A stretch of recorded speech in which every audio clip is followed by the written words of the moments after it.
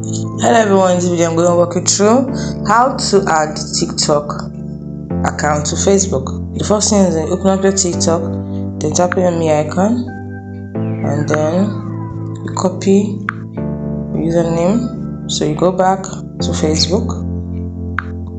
Now how do I get here? From Facebook, tap on your profile icon at the top left corner, tap on edit profile, and then go all the way down to links, tap on edit links, and then you tap on add social link, tap on platform, choose TikTok, then put in your username, paste it in, and then tap on where you're supposed to mark it. Then when you're through that, tap on save. It's as simple as that.